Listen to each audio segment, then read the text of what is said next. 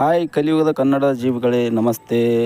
ಇವತ್ತು ಬಂದೇವು ನೋಡ್ರಿ, ಇಲ್ಲಿ ಬಸ್ತಿಹಾಳ ಗ್ರಾಮದ ಶ್ರೀ ನಂದಿ ಬಸವೇಶ್ವರ ದೇವಸ್ಥಾನಕ್ಕೆ ಬಂದಿದ್ದೇವೆ. ಇಲ್ಲಿ ನೋಡಿ ನಂದಿ ಬಸವೇಶ್ವರನ ಪಲ್ಲಕ್ಕಿ, ಇದೇ ಪಲ್ಲಕ್ಕಿಯಲ್ಲಿ ಮೆರವಣಿಗೆ ಆಗುತ್ತಾನೆ ನಮ್ಮ ನಂದಿ ಬಸವೇಶ್ವರ. ಹಂಗೆ ಬರುತ್ತಾ ನೋಡಿ, ಇದೇ ನೋಡ್ರಿ ಗರ್ಭಗುಡಿ.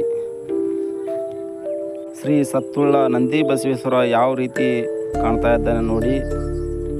ಇದು ಕಟೆದ ಬಸವಣ್ಣ ಅಲ್ಲ, ಇದು ನೆನೆದ ಬಸವಣ್ಣ.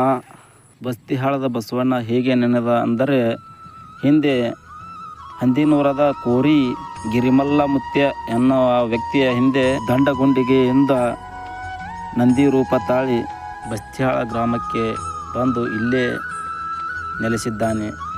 ಬಸವಣ್ಣ ಅನೇಕ ಪವಾಡಗಳನ್ನು ಮಾಡಿ ಬಸ್ತಿಹಾಳ ಗ್ರಾಮ ಅತ್ಯಂತ ಪುಣ್ಯಕ್ಷೇತ್ರವಾಗಿ ನಿಂತಿದೆ.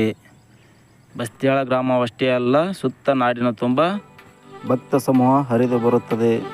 ಇದೇ ಶ್ರಾವಣದ ಕಡೆಯ ಸೋಮವಾರ 11ನೇ ತಾರೀಕಿನಂದು ಬಸ್ತಿಹಾಳ ಗ್ರಾಮದ ನಂದಿ ಬಸವೇಶ್ವರ ಜಾತ್ರಾ ಮಹೋತ್ಸವ ಅತಿ ವಿಜೃಂಭಣೆಯಿಂದ ಆಚರಣೆಯಾಗುತ್ತದೆ. ಅಲ್ಲಿಗೆ ಭಕ್ತ ಸಮೂಹ, ಇಡೀ ನಾಡಿನ ಜನತೆ ಬಂದು ಅತಿ ವಿಜೃಂಭಣೆಯಿಂದ ಆಚರಣೆ ಮಾಡುತ್ತಾರೆ. ಇಲ್ಲಿ ವಿಶೇಷತೆ ಏನಪ್ಪ ಅಂತಂದ್ರೆ ನೋಡಿ, ಶ್ರಾವಣ ಚೆಲುವಾಗಿಂದ ಪ್ರತಿ ಸೋಮವಾರಕ್ಕೊಮ್ಮೆ ದಾಸೋಹ ಕಾರ್ಯಕ್ರಮ ಇರುತ್ತದೆ. ಬಂದ ಭಕ್ತರು ದಾಸೋಹದಲ್ಲಿ ಪ್ರಸಾದ ಮಾಡುತ್ತಿದ್ದಾರೆ. ಬಸ್ಸು ಅವರು ನೀಡುತ್ತಿದ್ದಾರೆ, ಪರ್ಸು ಕಂಡಕ್ಟರ್ ಅವರು ದೇವು ಪ್ರಸಾದ ಸೇವಿಸುತ್ತಿದ್ದಾರೆ, ಮತ್ತು ಅವರು ಅಮ್ಮೋಗಿ ಪೂಜಾರಿ ಅವರು. ನಮ್ಮೂರಲ್ಲಿ ನಂದಿ ಬಸವೇಶ್ವರನ ಯಾವುದೇ ಕಾರ್ಯಕ್ರಮ ಆಗಲಿ ಮುಂದೆ ನಿಂತು ಅದೇ ಕಾರ್ಯಕ್ರಮವನ್ನು ಗೊಲ್ಲಳಪ್ಪ ಮಾಮ ಮತ್ತು ಪೈಲ್ವಾನ್ ಅವರು ನೆರವೇರಿಸಿಕೊಂಡು ಹೋಗುತ್ತಾರೆ. ಅತ್ಯಂತ ಭಕ್ತಿಪೂರ್ವಕವಾಗಿ ದೇವರ ಸೇವೆಯಲ್ಲಿ ಕಾರ್ಯನಿರತರಾಗಿರುತ್ತಾರೆ. ನಮ್ಮೂರಿನ ಸುಪ್ರಸಿದ್ಧ ಬಿರುದಾಂಕಿತ ಹೊಂದಿರುವ ಮಾರಿಗುಡಿ ಅವರು ಅತ್ಯಂತ ಅಪ್ಪಟ ಬಸವಣ್ಣನ ಭಕ್ತ. ನೋಡಿ, ಒಂದು ಅಮೋಘಿಸಿದ್ದ ಒಂದು ಕಾಶಿಲಿಂಗ.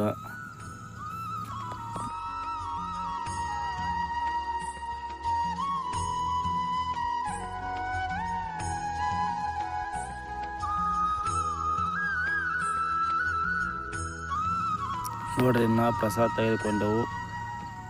ಗಂಗಾಳ ತೆಗೆದುಕೊಂಡು ಹೋಗಿ ಪ್ರಸಾದ ಸೇವಿಸಿ ಅಲ್ಲಿಟ್ಟು ಸೀದಾ ಮನೆ ಕಡೆ ಹೊಂಟೆವು. ನಮಸ್ಕಾರ.